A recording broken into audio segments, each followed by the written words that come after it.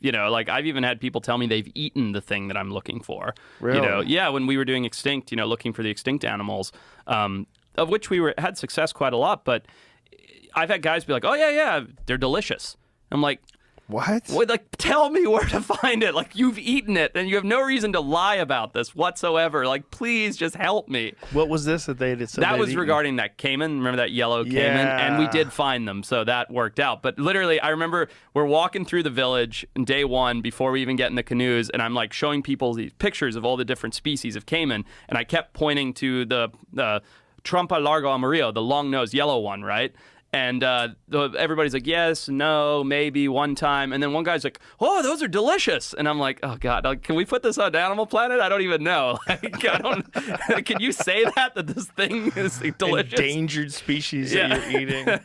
Well, there was always these rumors of like these places where these billionaires would fly into in China and eat like gorilla. Yeah. And, you know, have you ever heard of that kind of stuff? Oh, yeah, I've heard about it. I believe it, too. Do you? I really do, yeah. I think that especially, you know, you say, like, especially with China, where the Eastern medicine and the status symbol of eating tiger whiskers and this, that, and the other thing. There's a status symbol of eating something that's forbidden and very difficult to acquire. Exactly. And, you know, China has so many billionaires now. I forget what it is, but dozens and dozens of them, right? Like, if that status symbol is important to someone with that much power and money, how are you not getting it?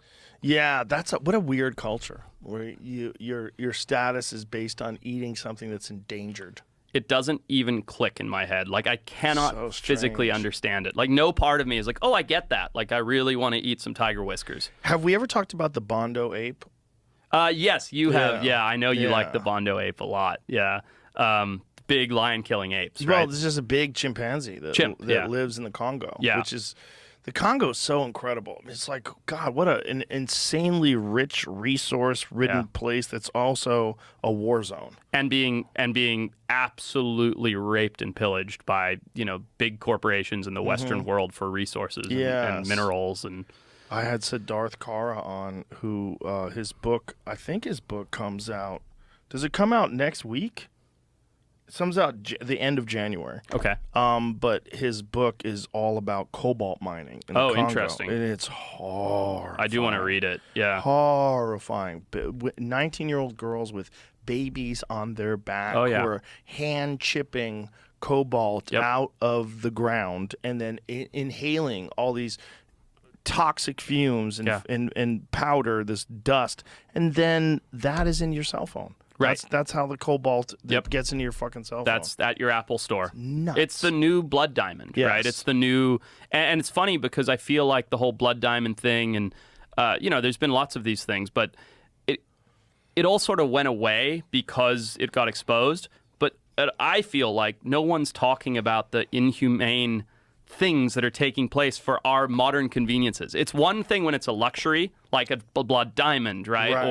Or whatever. But when it's like, oh, well, I can't live without my iPhone, you know, then it's like we're willing to turn a blind eye to it. It's like people choose not to accept it because it's part of their life. Just think about how many people who consider themselves social justice warriors, and they do this complaining on a phone that's made by slaves.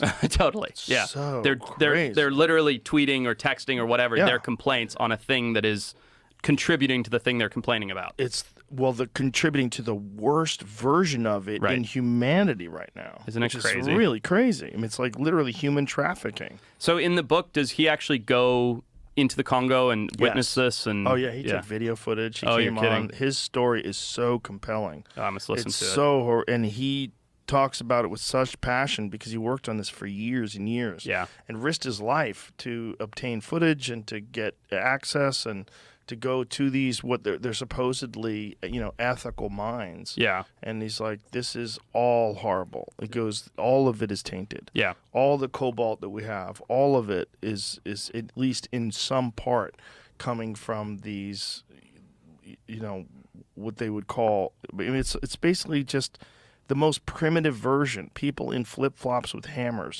chipping it out of the ground. What's extreme poverty? Yes. Right? And it's more like slavery. It is. Calling it extreme poverty, I think, is not quite accurate enough. They call them artisanal minds, which is like hilarious because it's like anytime you slap that word onto anything, it's fun. Oh, right? It's artisanal. Yeah. Oh, great. I think someone's making pottery somewhere. Yeah, totally. Yeah. But, so back to the Bondo ape. Sure. Is that because I know there was some controversy behind that, and there's some people that sort of denied its existence, but then Carl Armand got photographs of them, and they obtained skulls that were a chimpanzee skull that had a crest. Enlarged. Yeah. But they also had a crest, like the same way that a gorilla does. My understanding, and this is not something I'm super familiar with, but there's no denying that they existed. Right, there was this insular gigantism that took place within this group of chimpanzees. There was heightened aggression. That's all like known and documented. But it wasn't a new species. It wasn't a distinct species. It was sexual or rather natural selection that led to these animals being different and isolated and turning into larger, more aggressive chimpanzees. That's my understanding of it. But would that also make their skulls different? It can do, because oddly enough, we have a skull. Yeah, of a it's very cool.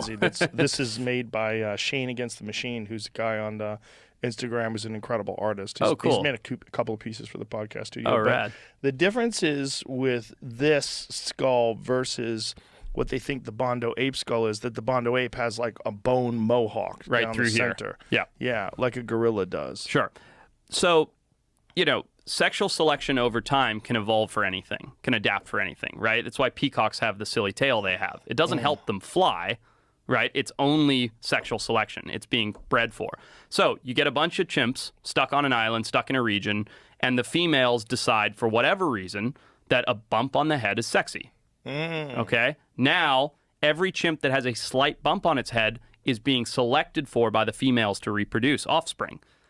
Fast forward 15, 20 generations, maybe 200 generations, whatever, they all have a crest on their head. That is how evolution begins, because now you fast forward millions of years and the sexual selection has been selected for over and over and over and over, and you're starting to turn into a new creature, a new organism altogether. If I'm not, I don't think I'm incorrect here. I think the crest indicates enormous mandible muscles. Because the muscles attach up there. Yeah, I think Makes that's sense. what the crest is for. Yeah. Because that's how it is with dogs. Sure. Like, have you ever noticed the difference between a dog that's castrated and a dog that's not fixed? In temperament, sure. The size of their heads. Oh, interesting. Yeah. Like, my dog is a golden retriever, Yeah. the sweetest dog in the world. Yeah. But he has a pretty big head. Yeah. And it's the muscles in his head are big. Sure. Like on the sides of his head, because he has his testosterone.